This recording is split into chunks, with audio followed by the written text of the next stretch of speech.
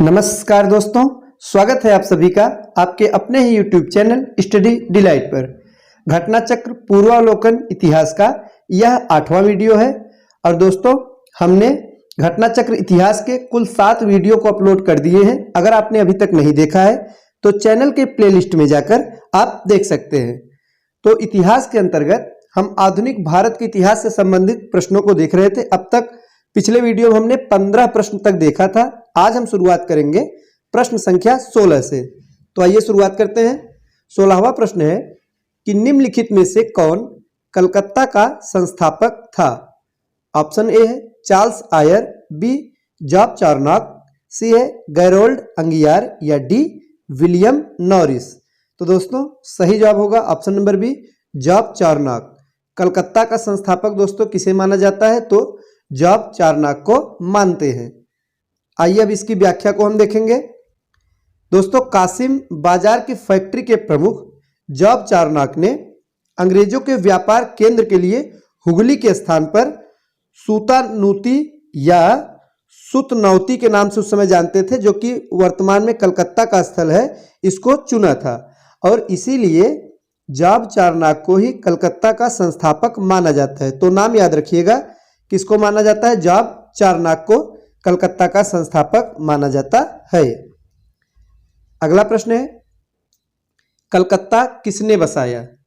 तो दोस्तों कलकत्ता को किसने बसाया था? तो जॉब चार्नॉक ने। वही प्रश्न है, थोड़ा सा शब्दों को घुमा के पूछा गया है। तो किसने बसाया? जॉब चार्नॉक, और संस्थापक भी जॉब चार्नॉक को मानते हैं। सही जवाब होगा ऑप्शन नंबर डी। अब आइए देखते हैं अगला प्रश्न। अगला प्रश्न है कि निम्न में किस स्थान पर भारत में प्रथम नगर निगम स्थापित किया गया था? तो दोस्तों जो पहला नगर निगम स्थापित किया गया था वो मद्रास में किया गया था। तो सही जवाब क्या हो जाएगा? ऑप्शन नंबर बी मद्रास में। अगला प्रश्न है कि भारत के साथ व्यापार के लिए सर्वप्रथम संयुक्त पूंजी कंपनी किन लोगों ने आरंभ की? महत्वपूर्ण प्रश्न है दोस्तों। तो किन लोगों ने आरंभ किया था? तो डचों ने आरंभ किया था। सही जवाब क्या होगा? Option number B Dutch. आगे है दोस्तों, पूछा जा रहा है कि निम्नलिखित कथनों में से कौन सा एक सही है? तो आधुनिक कोच्चि भारत की स्वतंत्रता तक डच उपनिवेश था, तो यह गलत हो जाएगा। बी है कि डचों ने पुर्तगालियों को पराजित किया और आधुनिक कोच्चि में उन्होंने फोर्ट विलियम्स का निर्माण किया था, तो यह कथन बिल्कुल सही है। तो सही जवाब यही होगा ऑप्शन नंबर बी। अगला प्रश्न है भारत में ईस्ट इंडिया कंपनी की सफलता का राज क्या था? तो दोस्तों जो अंग्रेजों का ईस्ट इंडिया कंपनी था उसकी सफलता का क्या राज था? आइए देखते हैं। ऑप्शन ए में कहा गया है कि भारत में राष्ट्रीय भावना की कमी थी। बिल्कुल सही है। अगर राष्ट्रीय भावना की कमी न रही होती तो शायद ईस्ट इंडिया कंपनी इतनी सफल न होती जितनी हुई थी। तो पहला बिल्कुल सही है। दूसरा है कि कंपनी की सेना को पश्चिमी प्रशिक्षण मिला था तथा उनके पास आधुनिक हथियार थे। यह भी बिल्कुल सही है। उनके पास हमसे ज्यादा अच्छे और आधुनिक प्रकार के हथियार थे। सी है कि भारतीय सैनिकों में राष्ट्रीय भावना का अभाव था, जिसके फलस्वरूप कोई जो उन्हें अच्छा वेतन दे अपनी सेवा में लगा सकता था। यह भी बिल्कुल सही है। उनको अच्छा वेतन देकर यहीं के सैनिकों को ही अंग्रेजों ने अपनी तरफ से सेना में लगाया था और इस प्रकार से भारतीय जो सैनिक थे इनमें राष्ट्रीय भावना का अभाव था। यह कारण भी बिल्कुल सही है। तो सही जवाब होगा ऑप्शन नंबर डी, यानी उपर्युक्त तीनों जो कारण है तीनों के तीनों इसके सफलता के कारण थे। अगला प्रश्न है निम्नलिखित ब्रिटिश कंपनियों में से किसे भारत में व्यापार करने का पहला अधिकार पत्र प्राप्त हुआ? तो दोस्तों ईस्ट इंडिया कंपनी तो नाम आप सभी ने सुना होगा, लेकिन उसमें से कौन सी कंपनी थी जिसे सबसे पहले भारत में व्यापार करने का अधिकार पत्र प्राप्त हुआ था? तो वो थी लीवेंट कंपनी। नाम याद रखिएगा, यह महत्वपूर्ण प्रश्न है।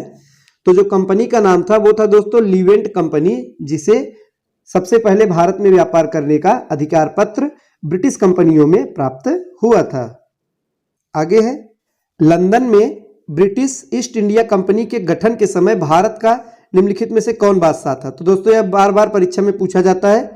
तो लंदन में ब्रिटिश ईस्ट इंडिया कंपनी का गठन यानी सन 1600 ईस्वी, और उस समय भारत में कौन बादशाह था? तो दोस्तों अकबर थे। सही जवाब क्या होगा? Option number A Akbar. आगे है, किस मुगल सम्राट के काल में इंग्लिश ईस्ट इंडिया कंपनी ने भारत में सर्वप्रथम कारखाना स्थापित किया? तो दोस्तों जो ईस्ट इंडिया कंपनी ने भारत में सर्वप्रथम कारखाना अपना स्थापित किया था, उस समय भारत में जहांगीर का शासनकाल था। सही जवाब क्या होगा? Option number B, Jahangir. तो दोस्तों जहांगीर के शासनकाल में ही ईस्ट इंडिया कंपनी ने सर्वप्रथम 1611 में मसूलीपट्टनम या मछलीपट्टनम के नाम से भी जानते हैं, वहां पर एक अस्थायी कारखाना स्थापित किया। तो दोस्तों ये जो कारखाना था वो स्थायी नहीं था बल्कि अस्थायी था। और अगर पूछा जाएगा कि अंग्रेजों ने अपना यानी ईस्ट इंडिया कंपनी ने अपना प्रथम अस्थायी कारखाना कब और कहां स्थापित किया, तो दोस्तों 1613 में स्थापित किया, सूरत में। कहां पे? सूरत में स्थापित किया। यह अस्थायी कारखाना था। अगला प्रश्न है, भारत में 1613 ईस्वी में अंग्रेजों ने अपनी पहली फैक्ट्री कहां स्थापित की थी? तो अभी हमने व्याख्या में देखा दोस्तों, सूरत में स्थापित की थी। कहां पे? सूरत में। आगे है, 17वीं शताब्दी के पहले चतुर्थांश में निम्नलिखित में से कहां इंग्लिश ईस्ट इंडिया कंपनी का कारखाना स्थित था? पहला है भरूच, दूसरा दिया गया है चिकागोल, तीसरा है त्रिचिनोपोली। तो दोस्तों था सिर्फ भरूच में, तो सही जवाब क्या होगा? ऑप्शन नंबर ए, केवल एक। आगे है, ईस्ट इंडिया कंपनी की प्रथम फैक्ट्री स्थापित की गई थी? तो दोस्तों सूरत में स्थापित की गई थी। तो प्रथम फैक्ट्री कहां पे? सूरत में। और अगर अस्थायी पूछा जाएगा तो मछलीपट्टनम अथवा मसूलीपट्टनम में होगा। अगला प्रश्न है, निम्नलिखित में किस अंग्रेज अधिकारी ने पुर्तगालियों को स्वाली के स्थान पर हराया था? तो दोस्तों सही जवाब होगा ऑप्शन नंबर बी, यानी थॉमस बेस्ट ने। थॉमस बेस्ट ने पुर्तगालियों को स्वाली के स्थान पर हराया था। तो यह एक अंग्रेज अधिकारी था जिसने पुर्तगालियों को हराया था। आगे है, निम्नलिखित यूरोपीय व्यापारिक कंपनियों में से किसने सूरत में सर्वप्रथम अपना कारखाना स्थापित किया? तो अभी हमने चर्चा किया था, अंग्रेजों ने किया था। सही जवाब क्या होगा? ऑप्शन नंबर बी, अंग्रेजों ने। आगे है, वर्ष 1613 में अंग्रेजी ईस्ट इंडिया कंपनी को कहां एक कारखाना स्थापित करने की अनुमति मिली? वही प्रश्न है दोस्तों। थोड़ा सा शब्दों को घुमा के प्रश्न कई परीक्षाओं में कई प्रकार से पूछे गए हैं। तो यह जो प्रश्न है ये आईएएस प्री एग्जाम में पूछा गया है। तो सही जवाब क्या हो जाएगा? ऑप्शन नंबर डी, सूरत में। आइए देखते हैं अगला प्रश्न। आगे है कि ईस्ट इंडिया कंपनी के प्रारंभिक दौर में वेस्टर्न प्रेसिडेंसी कहां स्थित थी? तो दोस्तों वेस्टर्न प्रेसिडेंसी यह सूरत में स्थित थी, जहां कारखाना इनका स्थित था वहीं पर यह स्थित था। सही जवाब होगा ऑप्शन नंबर ए। अगला प्रश्न है, ब्रिटिश ईस्ट इंडिया कंपनी ने बंबई किससे लिया था? तो दोस्तों पुर्तगालियों से लिया था। पुर्तगालियों से ब्रिटिश ईस्ट इंडिया कंपनी ने बंबई प्राप्त किया था। तो दोस्तों ब्रिटिश ईस्ट इंडिया कंपनी ने 1661 ईस्वी में, तो जो इंग्लैंड के सम्राट उस समय थे चार्ल्स द्वितीय, तो दोस्तों उनका विवाह पुर्तगाल की राजकुमारी कैथरीन से हुआ था।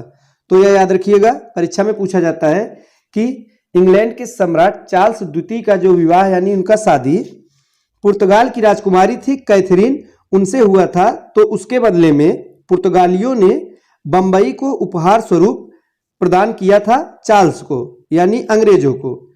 तो जिसे उन्होंने 10 पाउंड वार्षिक किराए पर 1668 ईस्वी में ब्रिटिश ईस्ट इंडिया कंपनी को दे दिया था। तो एक प्रकार से कहा जा सकता है कि दहेज में या फिर उपहार स्वरूप पुर्तगालियों ने चार्ल्स को बंबई दिया था और उन्होंने बदले में क्या किया कि ईस्ट इंडिया कंपनी को इसको सौंप दिया और उसके बदले में 10 पाउंड वार्षिक किराए पर उन्होंने इसे कंपनी को दिया था। आइए हम देखते हैं अगला प्रश्न। अगला प्रश्न है कि निम्नलिखित में से किस वर्ष प्रयागराज यानी कि उत्तर प्रदेश में, जो पहले इलाहाबाद नाम से जाना जाता था, तो प्रयागराज के किले पर अंग्रेजों का अधिकार स्थापित हुआ था? तो किस वर्ष हुआ था? महत्वपूर्ण प्रश्न है। सन 1797 ईस्वी में हुआ था। दोस्तों सही जवाब क्या होगा? ऑप्शन नंबर डी, सन 1797 ईस्वी। आगे है, ईस्ट इंडिया कंपनी के किस अंग्रेज गवर्नर को औरंगजेब द्वारा भारत से निष्कासित कर दिया गया था? तो दोस्तों सर जॉन चाइल्ड को निष्कासित किया था। सर जॉन चाइल्ड को औरंगजेब द्वारा भारत से निष्कासित किया गया था। सही जवाब होगा ऑप्शन नंबर बी। आगे है, कर्नाटक युद्ध किन किन के मध्य लड़ा गया था? तो दोस्तों कर्नाटक जो युद्ध था वो अंग्रेज और फ्रांसीसियों के बीच में लड़ा गया था। सही जवाब क्या होगा? ऑप्शन नंबर ए, अंग्रेजों और फ्रांसीसियों के मध्य में यह युद्ध लड़ा गया था। तो दोस्तों आज के लिए बस इतना ही। आगे के प्रश्नों को हम अगले वीडियो में देखेंगे। तो वीडियो अच्छा लगा हो तो लाइक करिएगा और चैनल को सब्सक्राइब करें। मिलते हैं हम अगले वीडियो में नए नए प्रश्नों के साथ। तब तक के लिए नमस्कार।